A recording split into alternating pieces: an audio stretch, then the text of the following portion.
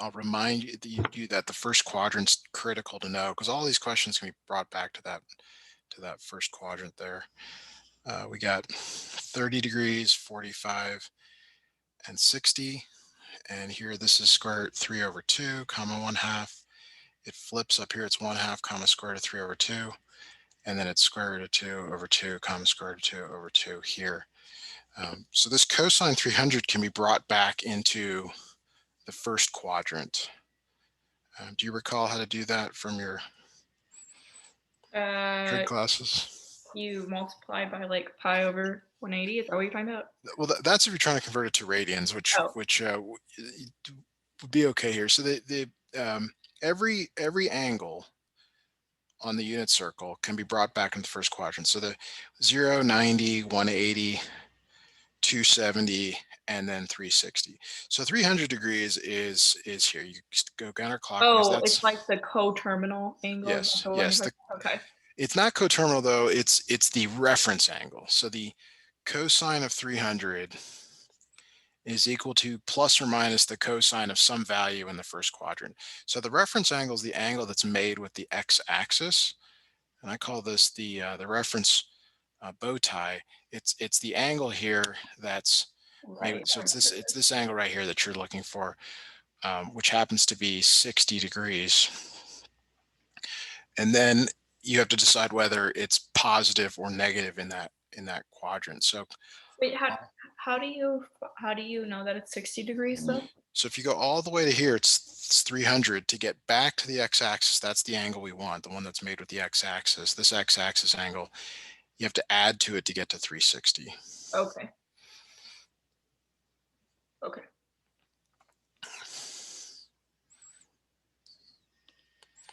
So now decide whether it's positive or negative. You have to know what's positive in the fourth quadrant, because that's where you are with 300 degrees. Cosine is positive, so this is positive cosine 60 degrees. Right. Okay. Okay. So if you've got to be able to do everything we just did, you have to be able to do like fast, 10 seconds kind of thing, because then you just read off, you're like, oh, this is really 1/2. Cosine of 100 is 1/2.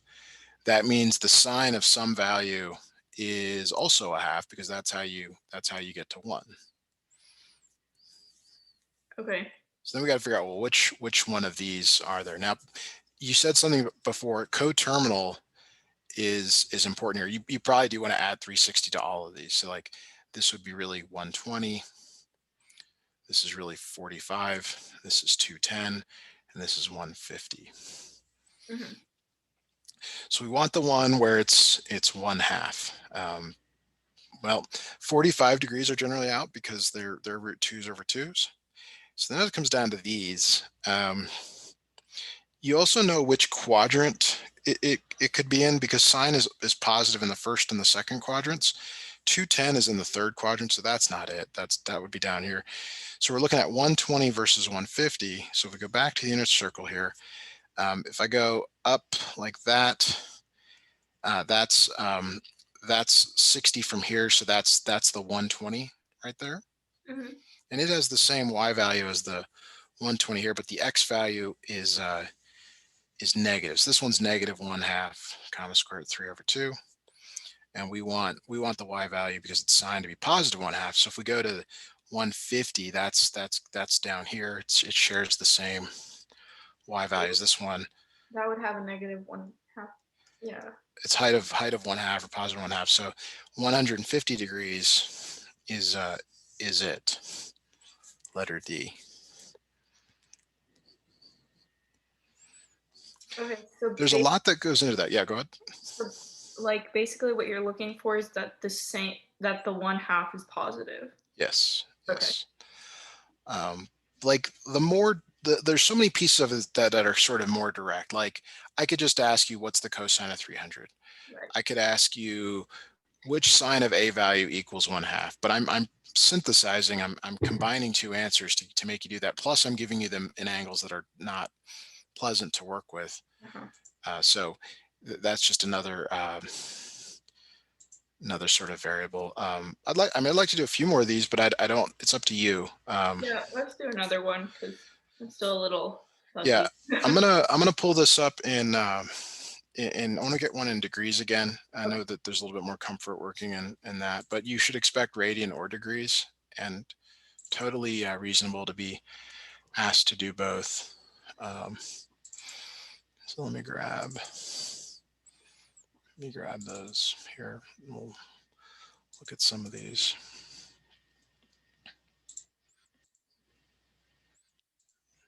Can't see it on my side. I'm just scrolling through some questions to get one that looks okay. Yeah, let's do this one. Okay.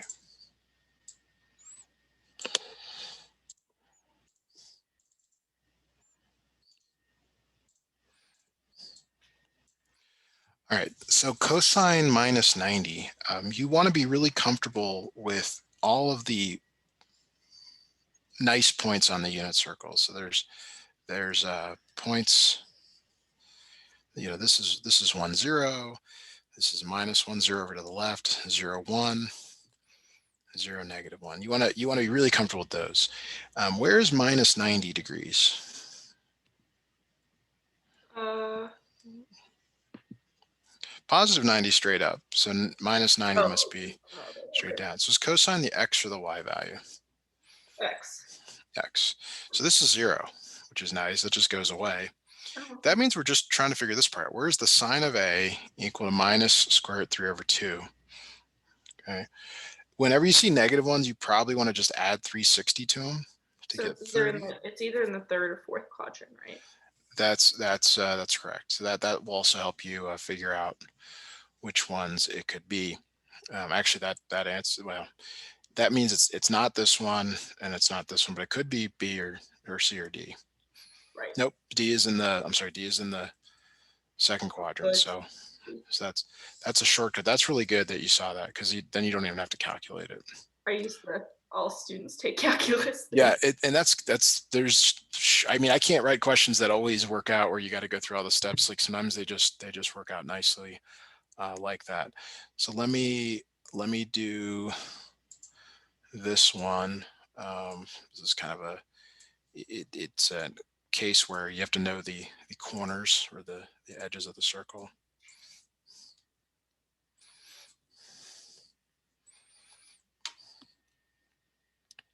See if you can work through this one. Okay.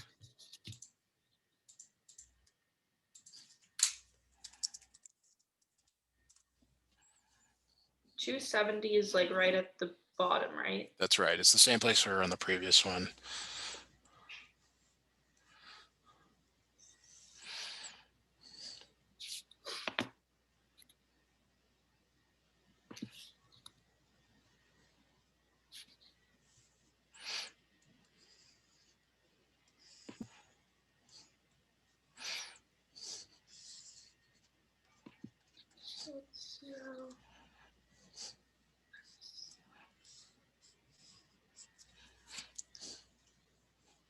Isn't it?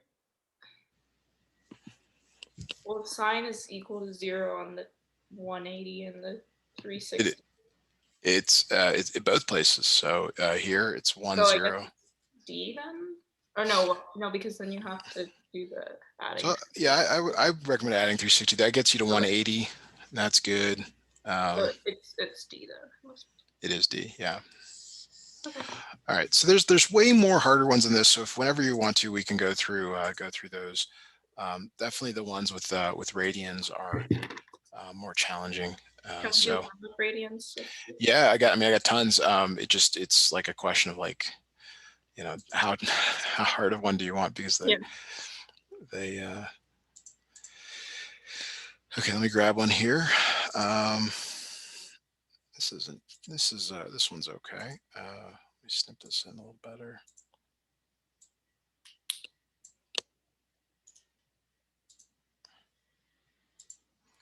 Okay. So you always want to try and do the one that's given, cosine pi over 3. And it's okay if you say, oh, that's really cosine 60 degrees. That's fine. Okay. Just as long as you know where that is on the unit circle there.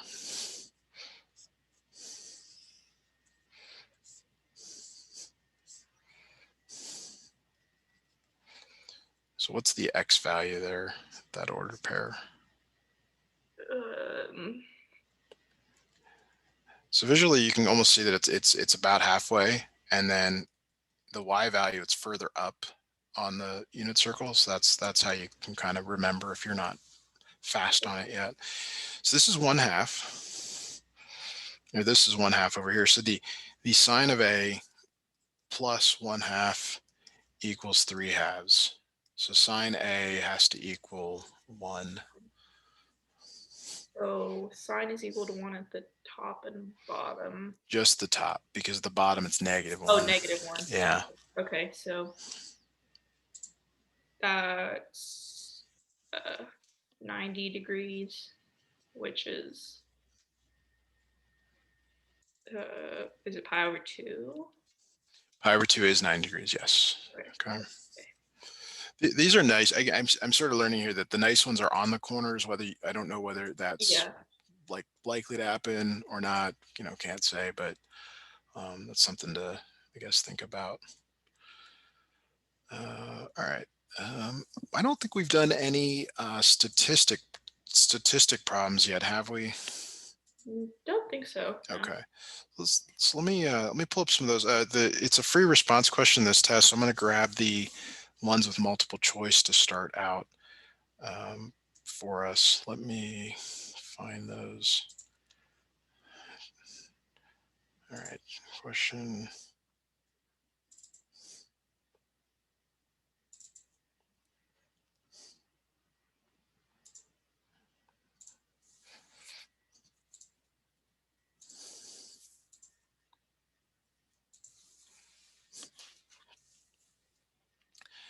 All right, so we're gonna do fork 1 on this. So the SAT AST some point expanded says we're gonna give you some statistics questions which are different than probability, which they do have. Generally, statistics, you think of mean, median, mode, and range, and those are pretty straightforward. We can talk about those if you want, but the sort of the calculation question is the standard deviation. Do you know the formula for standard deviation? Not off the top of my head, but I think I've seen it before. Okay, so it's written like this, and then we'll break it down because it's not necessarily very clear. It's summation sigma xi minus x bar squared over n minus 1 square rooted. Looks really complicated, but we're going to just go through this in steps. The first thing you need to do is find the sample mean. So we'll read the question together. A train is scheduled to arrive at Station B in Washington at 4 a.m. each day. The difference in the expected arrival time and the actual arrival time is shown in the table above. Okay, so for example, -2 means it showed up at 3:58 a.m., 2 minutes ahead of schedule. If the train arrives 4 minutes early on the 5th day, so notice we have to put a 5th day in here, so that means that's -4. What is the sample standard deviation for the 5 days? So first thing you have to do is find the sample mean. Now, normally you just add up the times, but you can also add up what I call the offsets or the differences. So if you add up these 5 numbers, and you should always do something like, see how these combine to 0, and these combine to -2 and -4 combine to 6 to get 0. Your sample mean is 0, which corresponds to 4 a.m. Is it always gonna be 0 or just? No, just in this problem. In this problem, this problem always has a sample mean equal to 0, but we're doing a deep dive in every question, so I'll point out that it wouldn't always happen. So Okay. that's your x bar. That's x bar. Your x bar is 0. Okay. The difference is like, let's just say this was 358. This xi minus x bar means 358 minus 4 a.m., which is -2, which happens to be the difference. Do you see that? Mhm. So you're going to square it. And that's what this part means. You're going to square it. So you're going to square each of these differences to find the standard deviation. So you're going to take -2 squared plus -10 squared Oh, and add plus all 10 that. squared plus 6 squared. And that's what's here. Okay. That's the top, a plus minus 4 squared. Okay, so that's 4, that's 100, that's 100 again, that's 36, and that's 16. So we got to add all those up. So it's 200, that plus that makes 40, that's 256. And in the formula, you divide it by n minus 1. What's n? N is the number of samples. Oh, so 4. Okay. So we have 5 samples. Wait, why 5? Oh, because there's the additional one. Yeah, the additional day. So that's over 5 minus 1 square rooted. So 256 divided by 4 is 64. Square root of 64 is 8 minutes. And this one would be a no calculator. Yeah. Although it might be good to have on a calculator because you could divide by square root of 3 instead, and you might think it's 7 or something, but this was designed to always work out nicely. Okay, let me have you do another one here. It's the exact same problem with different numbers, so let me have you try it, and then we'll work on the more difficult question, maybe. For the sample mean, you just did the difference between -10 and 10. Well, you're adding them up. So like minus 10 means 350. This 10 means 410, and this means 406, and this means 356. This minus 4. So those, if you take the average of those 5 times, which is a little weird in clock time, it's very similar to let's say you wanted to take the average of Wait, how did you know those times for? It says here that the train is expected to arrive at station B at Washington at 4 a.m. each day. Oh, and you just did like minus. Okay. 2 minutes, yeah, more 6 over 400, so on. You will get a question if you get one like this where they give you some amount of data and you have to find the sample standard deviation. This is my wrinkle on it to do it in terms of time to make it different. But the key here is knowing how to do this formula. So how did you choose to do -10 and 10 as your sample? That's given. That's given. Like how do you know that to use those for your sample mean? Well, if I'd given you 350 as the time, like if instead of difference it said time, arrival time, you'd have to find the average of these, and you'd have to do something like this to figure out the mean. You'd have to know. You'd have to remember we had a question where I said, like, what's the average of 72, 68, and 73? And I said, don't add them up. Choose a number near it, like 70, and add 2, subtract 2, and plus 3. Add these numbers up. Do you remember doing that? Yeah, sort of. That's 3. You divide by the numbers which is 3, which is 1, add it to 70, and you get 71 as your average. So we're doing the same thing. We're saying we think 4 is the average, which is what it says here. We think 4 a.m. is the average. 2 minutes early, 10 minutes early, 10 minutes late, 6 minutes late, 4 minutes early. Right. And you can, just like we did here, you can add up the differences, which is what we did. Add up the differences, they equal 0. And then you add it to whatever your base value is, which in this case was 4 a.m. But why don't you add up all the differences? Why did you just add up -10? Oh no. I was trying to show you how you combine them. Like -10 and 10 makes 0. -2 and -4 make -6 plus 6 makes 0. Oh, you did add. Okay. You do add them up, but if you do them serially or linearly, you end up getting back to the same place. Gotcha. Okay. It's the idea that it's better to subtract before you add, especially if you have a large number to start with, or you combine things to like cover them up. Yeah. Okay. Okay. So the hint here is that every one of these will have a mean of 0. Okay. So the next problem we look at here, which I guess I need to snip in now, it will have a mean of 0. Okay. Meaning like the expected arrival time is it, but I'm basically asking you to find the average of 7 minutes early, so -7. I'm asking you to find the average of these 5 numbers, which associated with a certain time. Okay. So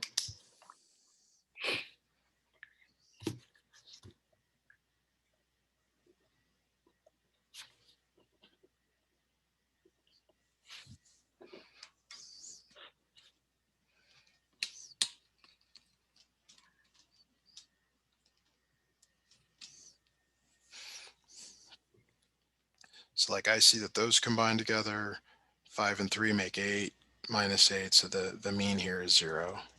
so then you do like 7 squared plus -8 squared, right? Plus Right. 5 squared. Okay. 3 squared. So it's 49.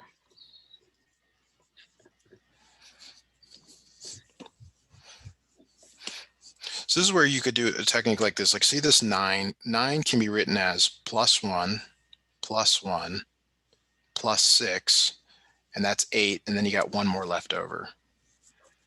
Like you can take that 9 away into those because those work nicely into these 50, 60, 50, 25. You still got this 1. Wait, don't you add them all up though? You do, but I'm just trying to save you time. Wait, Like can you go over what you just did again? Sorry. yeah, let me back this up here. So whenever numbers are near other numbers, that you want to add, like 49 is really close to 50. 49 is really close to 50. So it'd be better if this were 50. Well, what makes it 50 if you add 1 to it? Well, that means you have to take away 1 from that, so that becomes 8. And you really like to add 1 to that, so that means you're going to take that down to 7. And then 7 is really 6 plus 1, so I can add 6 to that. So that gives me 60, and then I'm down to 1 there.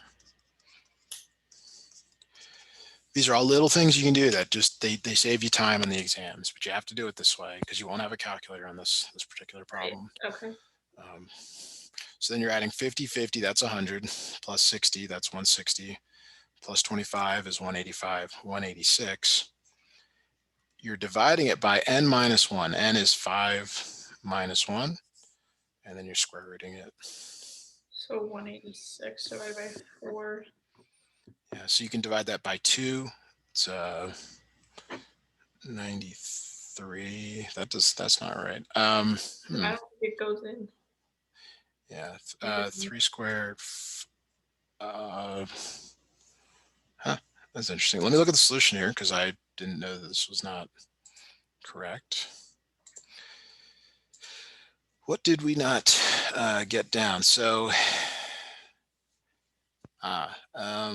wait, isn't it minus 64 and minus 49? When you square them, they become positive. But isn't there This is a 70. That's right. why. So this is 196.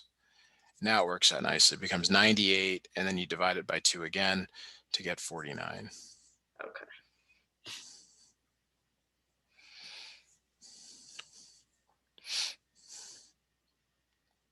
And then the square root is 7. Yeah, what so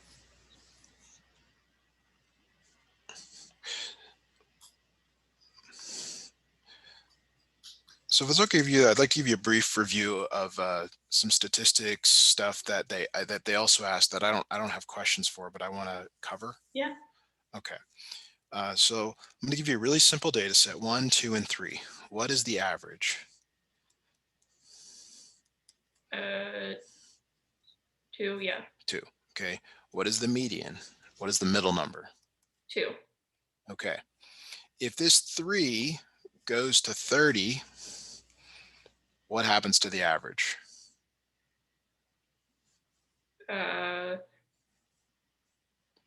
Oh, it goes to 11. 11, good. So it went up a lot. Yeah. The median is still 2. 30 is what's called an outlier. Okay. An outlier affects the average, not the median. Okay. Okay, so that's something important to remember here. Okay, so sometimes you see questions like this. Let's say you double every value. So 2, 4, and 6. What happens to the average? It also doubles? It also doubles. So sometimes they ask you questions like, if I have a set of data and I multiply every number by 5, what happens to the average? So if you know this, if you know that it just multiplies by 5, you just write the answer down. If you're not sure and you have to write a data set out, it takes you longer to answer those sort of things. Right. Sometimes they make like comparison questions. They say 1, 2, 3, 10, 12, and then 14. Okay. What is the average of this first data set? 2. What's the average of the second data set? 12. Which has more spread? Okay, so they're really asking about standard deviation. So you could do the thing that we just did, but if you look at these numbers, they're 1 unit apart. Yeah, it's the These are 2. second. So which has more spread? The second. This one has more. Okay, this one has less spread. Okay, they could also do things like if you changed this number to 9 and you changed 10 to an 11, which now has more spread? The 1, 2, 9. 1 to 9. Okay, so they sometimes will ask you questions like that. They could also say something like, let's say I give you a data set 1 to 9, and they said there's a fourth value, and you don't know where it is. It could be here, here, here, or here, but they tell you that the range is 20.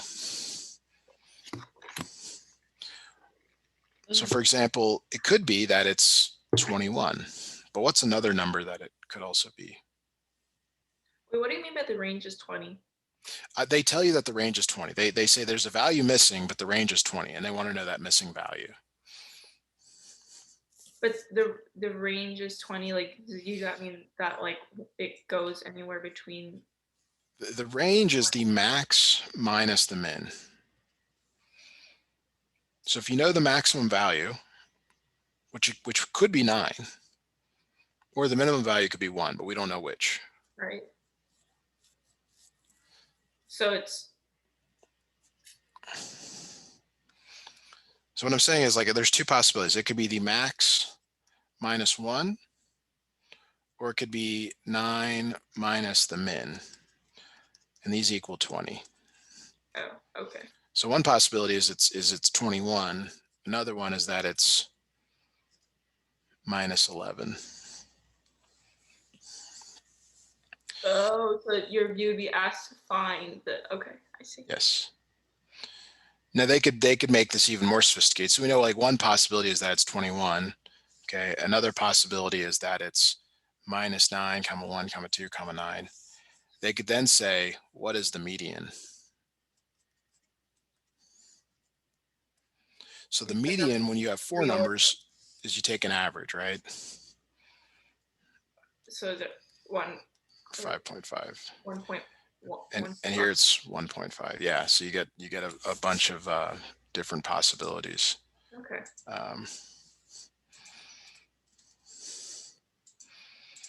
And those are all statistics? Yes. It's very brief, but there's enough there that, like, it's kind of like the unit circle where you study all this stuff and you get one question on it. Yeah. Maybe. And this is why, a lot of students take the test multiple times, because they, it matches up best with what they know, or they see, oh yeah, I saw that question, I know how to do something like that. Hopefully and I can see it. I think your strategy is getting better for how you're doing when it comes to solving these. So that's all I have to say on that. I don't know if this is like in the practice test that we're working on right now, but is there like any probability? Like, I know we've done a little bit, but yeah, those are so tough to come up with, because there's such a wide range of questions that could be asked. like the common ones I see are the bag of marbles. Right.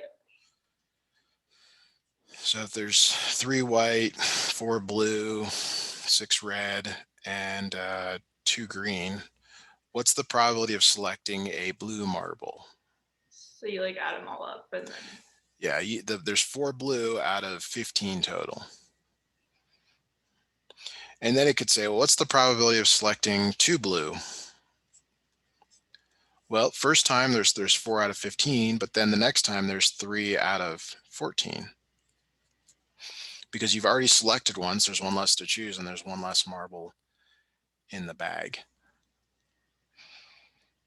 But what about the second blue? This is the second blue. Oh, I see. Because there's one less. I gotcha. Okay. So you're taking one marble out. Yeah. Okay.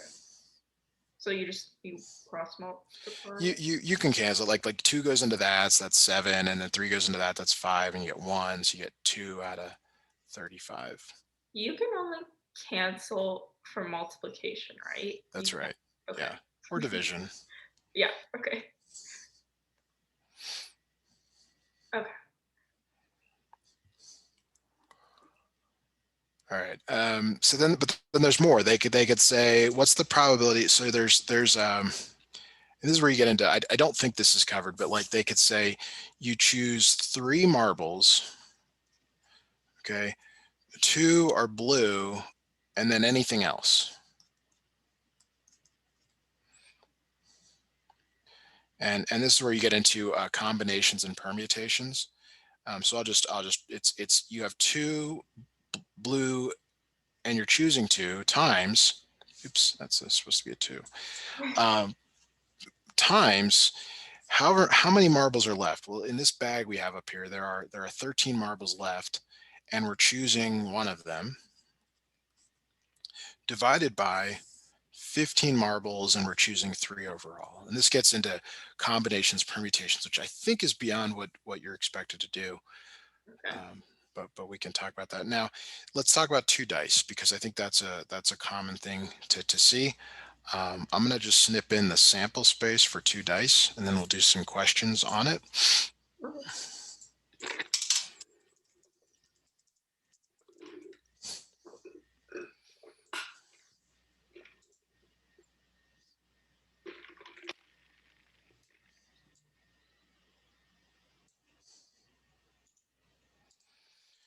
Okay, so this is 2 dice are thrown, and it could ask you, like, what's the probability that the sum is 7? Sum is 7. So there's 36 total outcomes. Okay, and then how many of them add up to 7? So this is just a counting exercise for you today. So add to 7.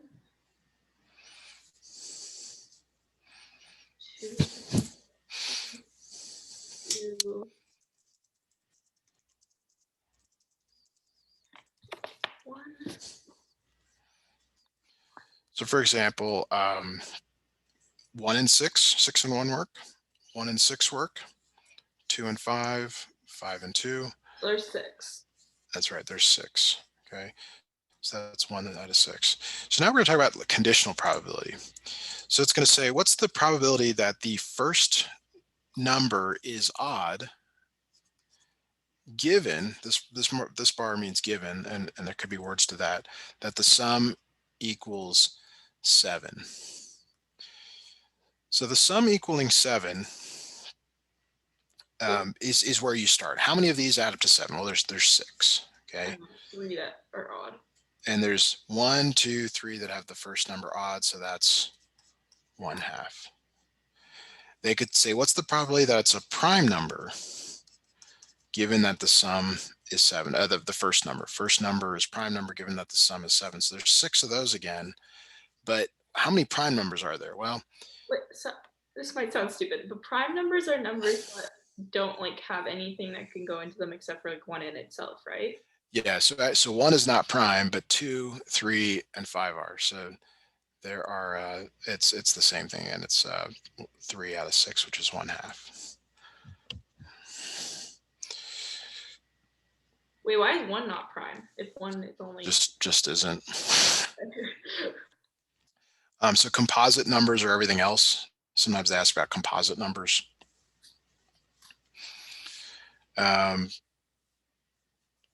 Wait, composite?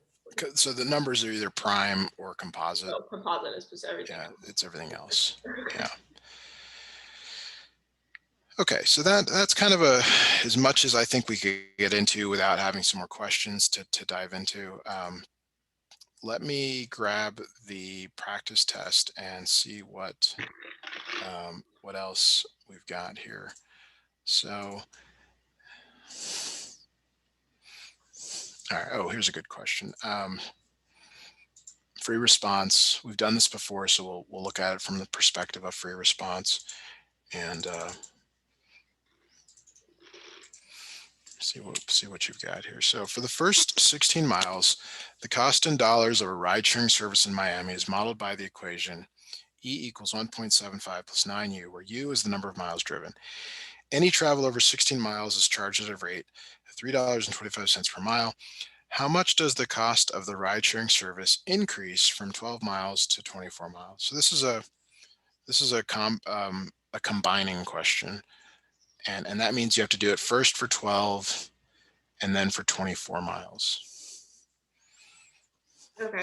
So the cost for 12 miles is 1.75 plus 9 times 12, because this is less than the 16 miles. I know these numbers aren't great, but like this is 9 times 10, which is 90. 9 times 2 is 18, so that's 108. So this equals 108 plus 1.75, so it's 109.75. You're welcome to just calculate if you'd like. 24 miles, well, you have to do this first part for 16 miles, and then you have to do the additional mileage at the higher rate. So you can think of it as whatever the cost is to go 16 miles plus, okay, how many miles over 16 are we going? 24 or 8, because it's 24 minus 16, 8 times 3.25. Okay. So if you got a calculator, go ahead and give me the number for that. 26. For all of this? Oh, I forgot. maybe for the one on the right, yeah. So it's 16 plus 1.75. 171.75. Say that one more time. 171.75. Okay, and then you're just going to subtract the 2, so it looks like it's about $62. Okay. Okay, so let me give you one to do on your own and see if you can knock that out. All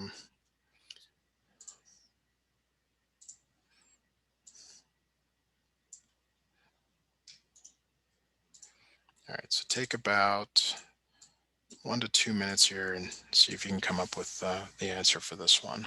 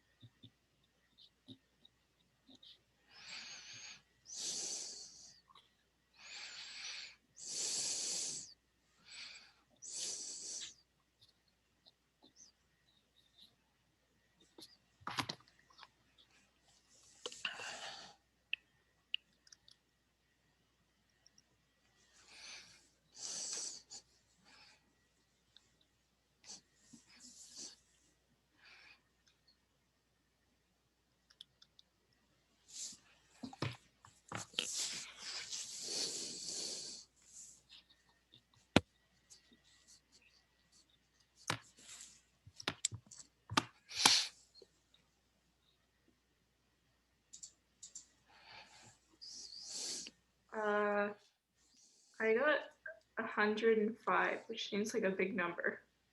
For the final answer or the Yeah, final. Okay, let me just check here. No, I'm not seeing that. So let me grab the solution here. Okay. What did you get for the cost of the first cost of 6 miles? What did you get for that? 49.25. Okay, that's right. What did you get for the cost of the next 17 miles? 154.25. Okay. So it seems like too much. So this time it's the first 14 miles. So it'd be 4.25 plus 7.5 times 14 plus the additional Oh, cost of just 3 miles. I did times 17 because I thought it was 7.5 times 17. That's what I did instead of 14. So it would be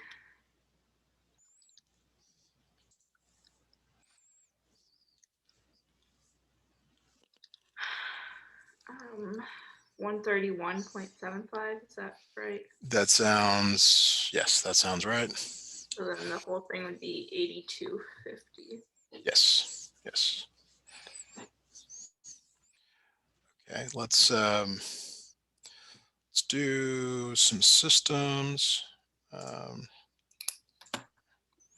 then I'll find the more complicated systems for us to look at. That's always a good skill to work on. Um,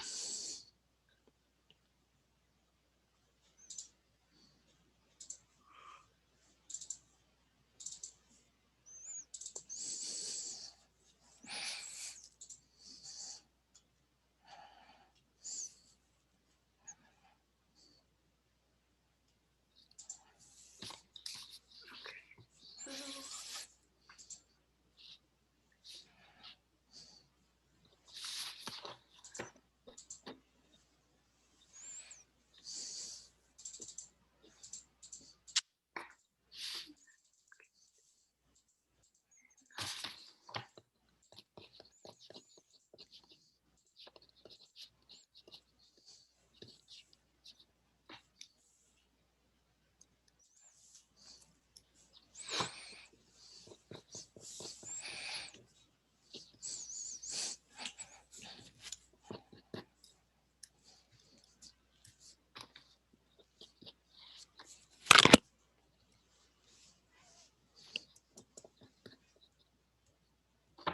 uh, so 40.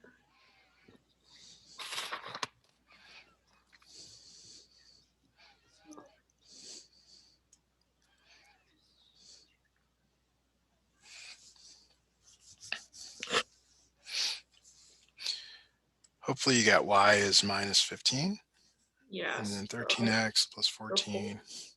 whole thing is, wait. Did we do like, okay, so I got x equals 7. Okay, yep, that's right. So x is 7. So you got to Then take 7 squared and subtract minus 15 squared.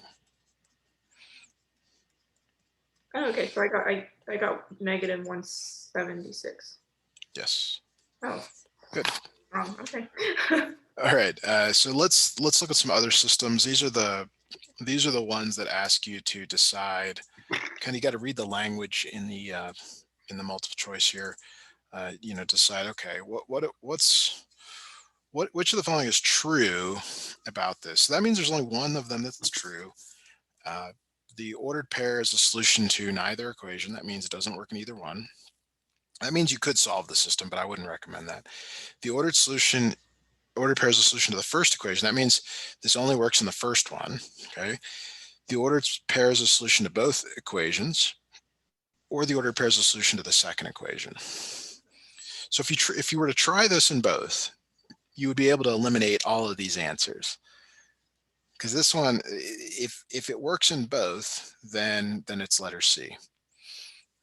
If it works in just one or the other, then it's B or D. And if it doesn't work in either, then it's A. So you don't have to solve it. In fact, if you solve it, you could get a value that's different than this, and then it wouldn't help you answer this at all. You'd still have to go back and try this.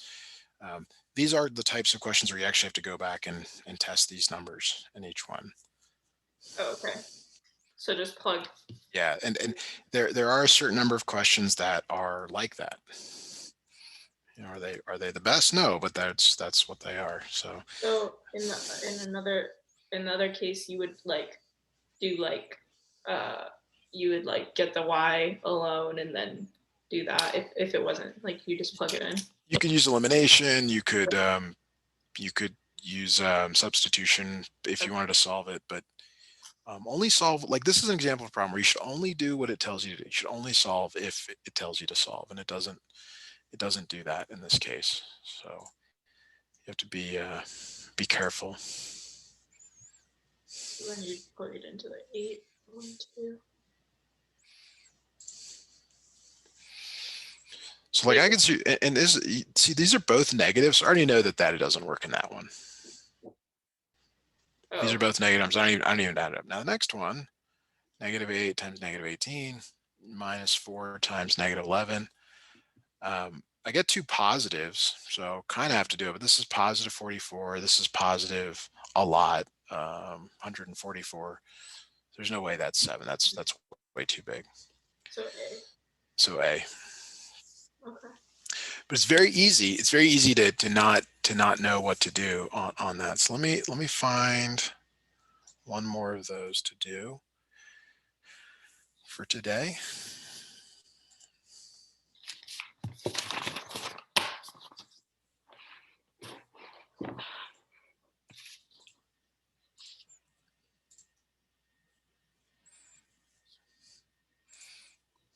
All right, found one here. We'll snip this in and we'll try this question. All right, so see if you can work through this on your own.